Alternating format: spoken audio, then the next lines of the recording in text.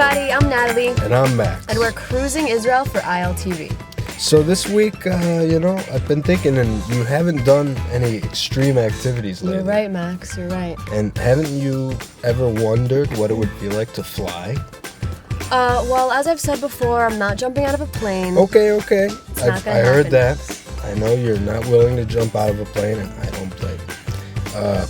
But what if I told you there's a place where you can fly without jumping from anything? That sounds interesting. Tell me more. I think we should go check it out in person. Okay, fine. Let's see. Cool. Let's do it.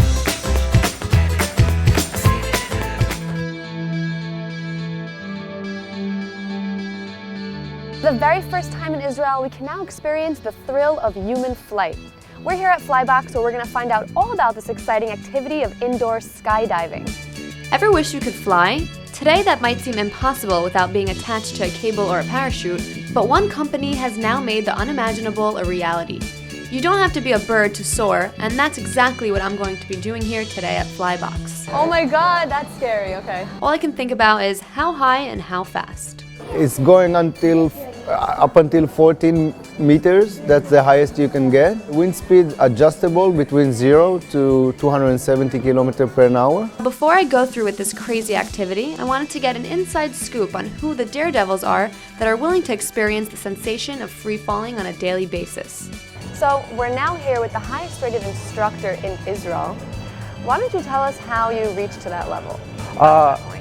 Well, for a very long time, I've been doing this, about 6 years.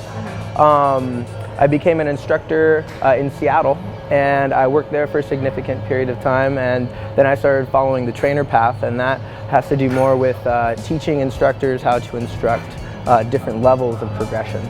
Does every flyer that partakes in this activity, do they need to be accompanied by a guide each time? There will always be an instructor in the tunnel for the flyers.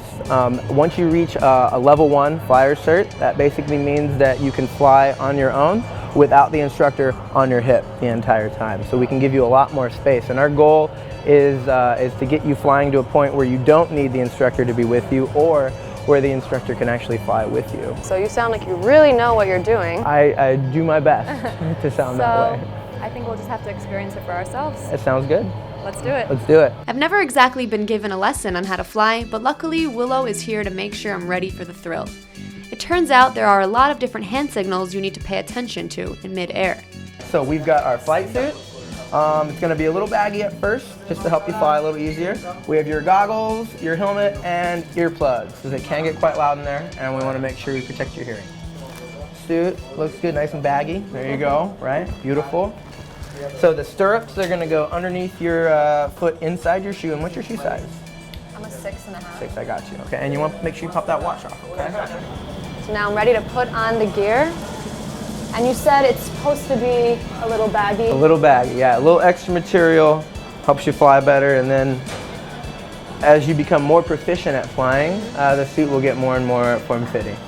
So you're wearing a skin-tight suit? Yeah, if someone's wearing a skin-tight suit, they should. It doesn't mean they will, but they should be a little bit more proficient than the average bear, you know?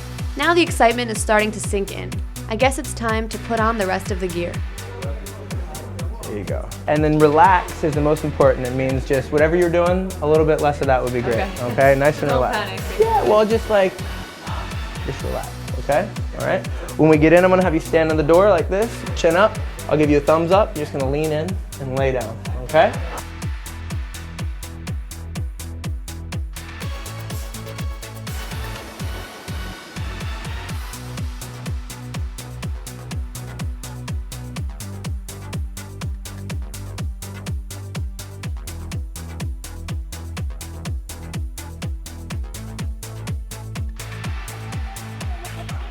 The sensation is extremely similar to skydiving. My second time around actually went much smoother than the first.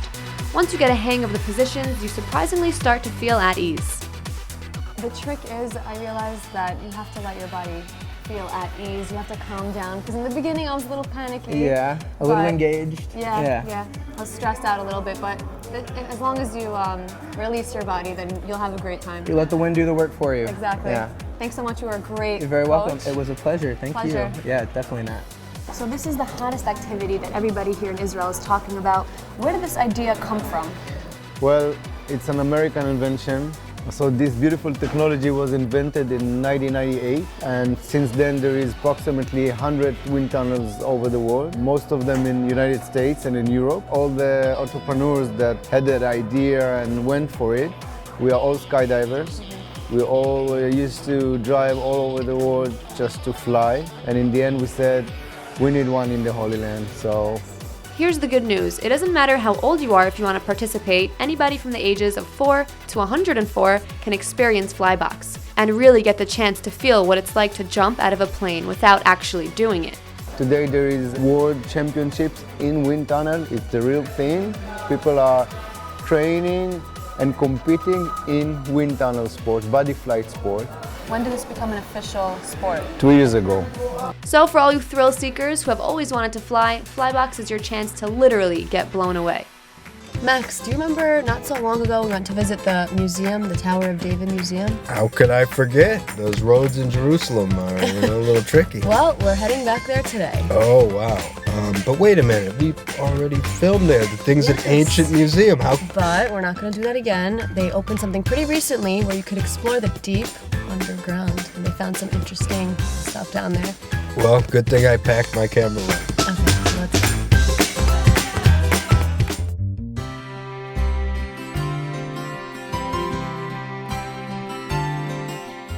Most of what's written in the Bible took place in this very spot. The city of David dates back 3,000 years, where King David pronounced this the capital city of the tribes of Israel. We're going to explore the deep underground where all the different layers of history come together. Before exploring the underground, we began at the very top of one of King Herod's towers. Seeing Jerusalem from above with a 360-degree view is a magnificent sight. Where the two Jewish temples once stood, we can see the old city, the remains of King Herod's palace, and the first area built outside of the city's walls. It was a small journey to get up here, but it was worth it. So tell us, what can we expect on this tour? Well, we're going to discover today the foundations and the complex, in fact, of King Herod. He built here his palace 2,000 years ago. King Herod's complex consisted of 3 towers and was meant to protect the city of Jerusalem. We're going to go from this tower, it's the only tower still standing, down through the water complex and the baths and the pools that he built into the Kishli building, where we see excavations, in fact, of a timeline of Jerusalem from modern day right back to 2,800 years ago. It's hard to imagine Jerusalem all those years ago. Think royalty and togas made from the finest materials. So you mentioned that the Kishli building is right over here. What exactly does the Kishli mean? What language is that? It's actually Turkish. It means army barracks. It was actually built during Ottoman times in 1860 and was used as such during that time period, and then was actually made into a prison during British Mandate time. What we're really going to explore is what was found underneath the floorboards of the prison. But before that, we will check out the remains of King Herod's noble palace and try to visualize it before the citadel was built. It's very hard to imagine where we're standing without the citadel there, and so what we've done is we've created a 3D film that brings to life the palace, King Herod's palace, that was a luxurious, beautiful, splendid palace. Josephus writes that it was lined with silver and gold and had pools and fountains, and in fact what we're looking at down here are those very pools. It's crazy to think that such important people are walking down the same steps that we're about to walk down right now. Absolutely. And what we're walking over here is a channel that would bring the water into the pool. Well, it still stayed pretty much intact after all those years. Yes. When the excavations of King Herod's palace began, the archaeologists were sifting through layers and layers of history. She did the excavations here, was talking about how she found the sardine cans from the British Mandate, and then she found little boxes of wax from the mustaches of the Turkish soldiers, the Ottoman Turkish soldiers. There was actual pools in the complex of King Herod's palace 2,000 years ago. Of course, the citadel wasn't there then, and these were massive pools that spread out right up over to here. Now we're off to explore the deep underground and to see what exciting things were found.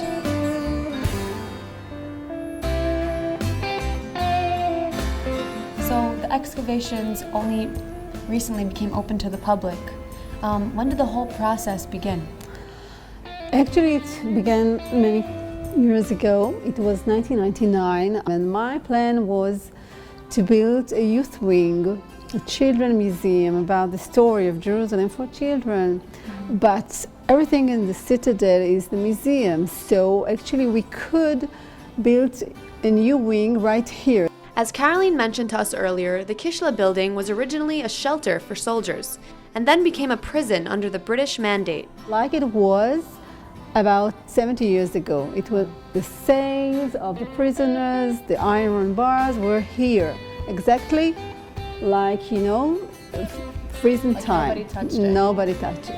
As soon as they started planning the children's museum, excavations had to be done first. And what did they end up finding? They expected to find all the beauty from the palace. They said we're going to find the gold, the silver, all, you know, the rich, yes. But it's Jerusalem, so they found a lot of stones. The main find is the story of the Herodian palace, the royal palace of Jerusalem. So King Herod, he was a great builder, and you can see here this wall is going from south to north. It's the main wall. What we see here is, first of all, the only find from the palace. You see the tunnels here. So King Herod built a huge palace, so he needed actually a podium, a big stage, that his palace will stand on the top of it.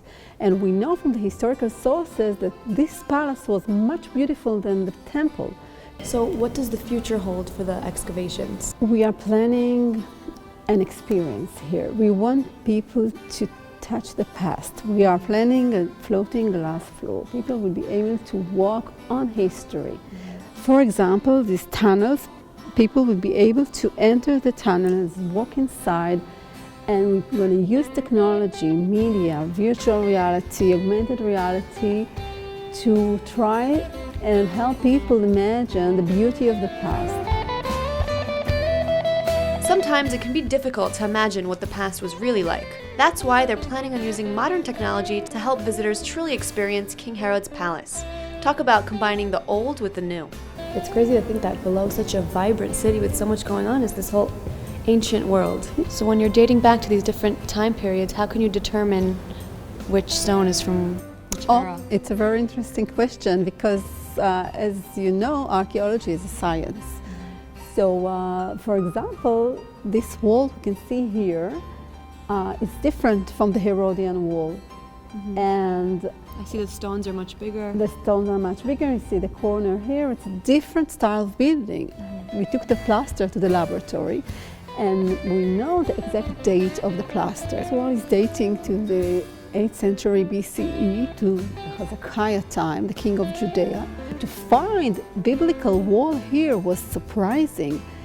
This is an evidence to the biblical city, and this is exciting because many people never expected to find it here.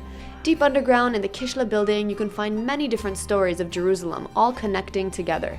Different people and different time periods, all telling a story.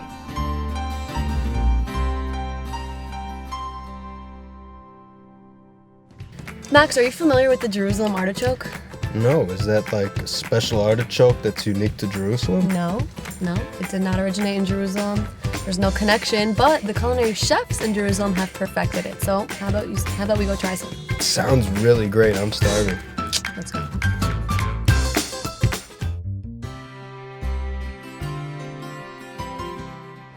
We're now here in the historical city of Jerusalem with Chef Moshe Basson, who's going to teach us all about the very popular vegetable, the Jerusalem artichoke, which has even reached international notoriety.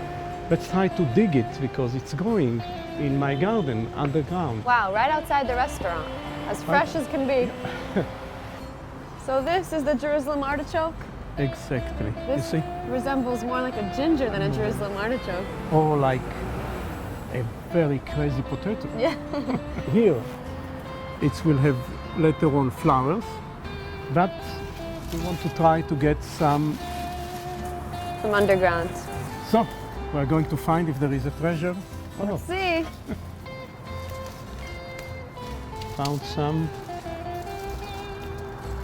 Here, you got some gems. So these taste like real artichokes? This, you're going to check? Yeah. This one from Jerusalem. It's much more beautiful and sexy than the one from Tel Aviv. Okay, now we're gonna start seeing what we could do with these artichokes in the kitchen of the restaurant. You're going to be my sous chef, Natalie? Sure. First time for everything. Okay, so an artichoke that came straight from the ground. What's the first step? Peel it. First step, we peel it. And it's really easy to peel. Washing it. The Jerusalem artichoke is pretty versatile as it can be roasted, fried, boiled, mashed, or sautéed, and works well with almost any spice. I'm sautéing it with onion and olive oil, of course.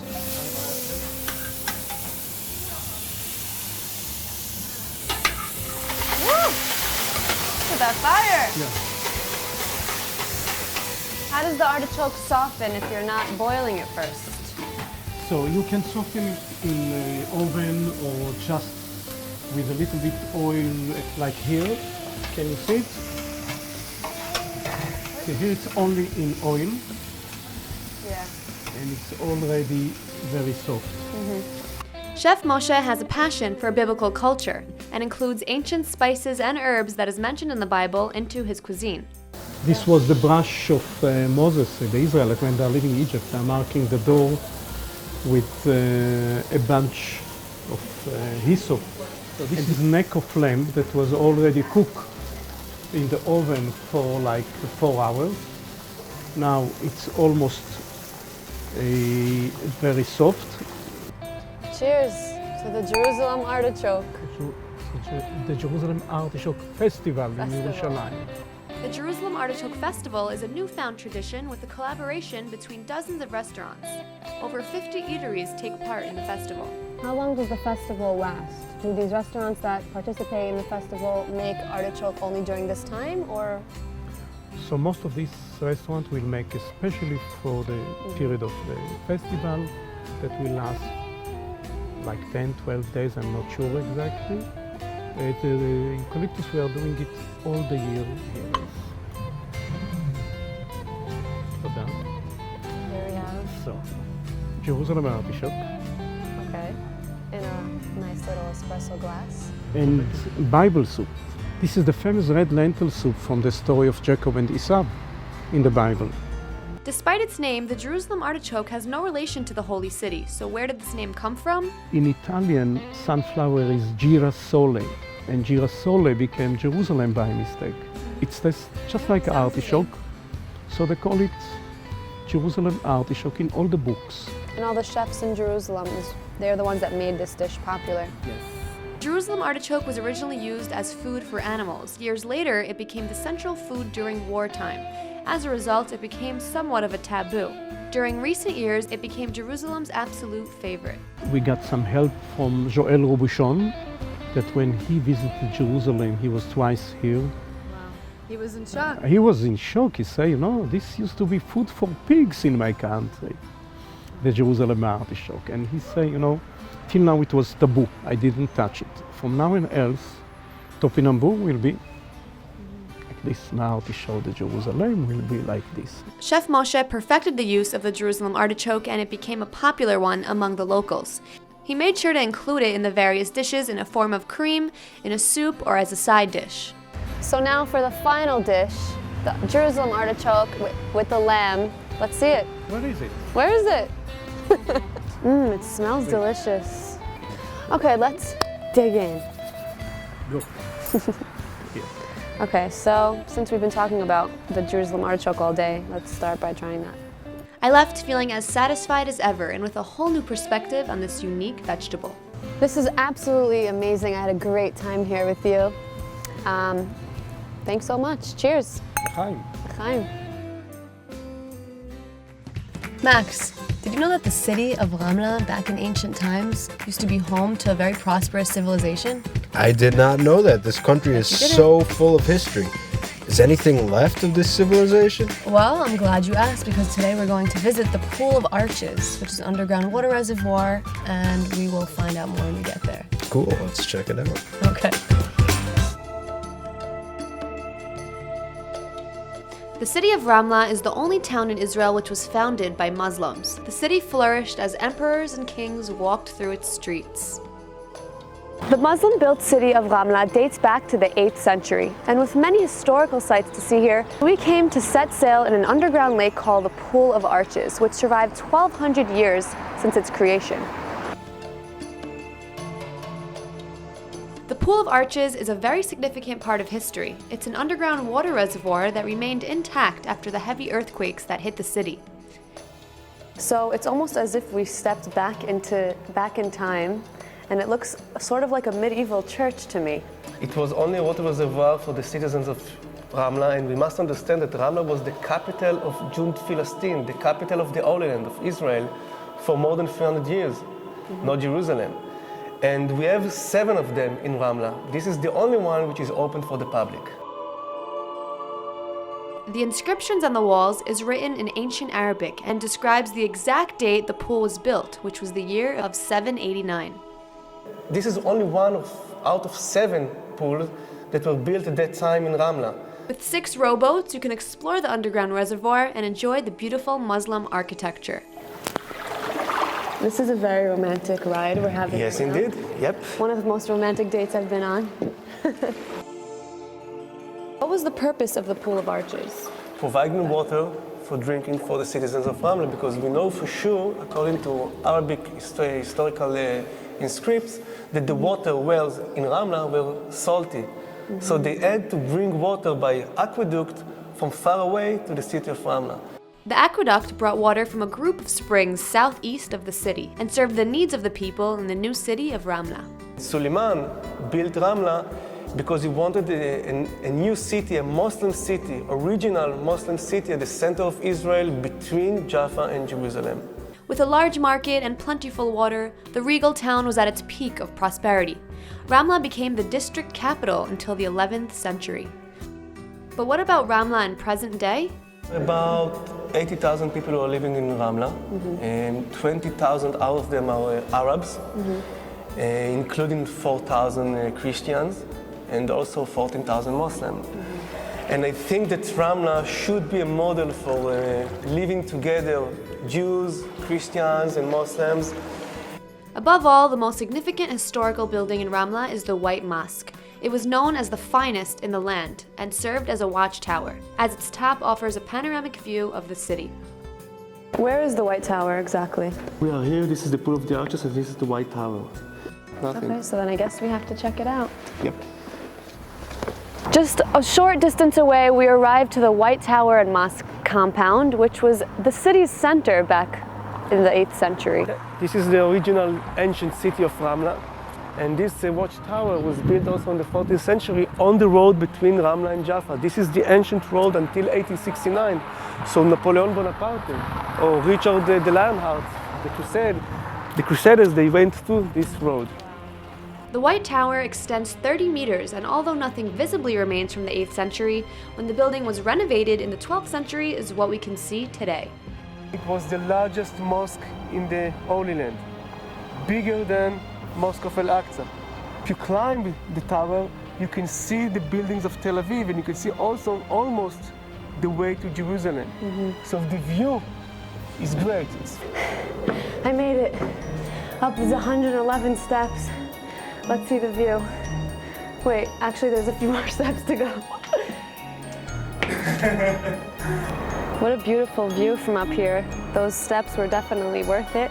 You could see the 3 different water reservoirs that are just like the Pool of Arches down here. That's it. I'm coming down now.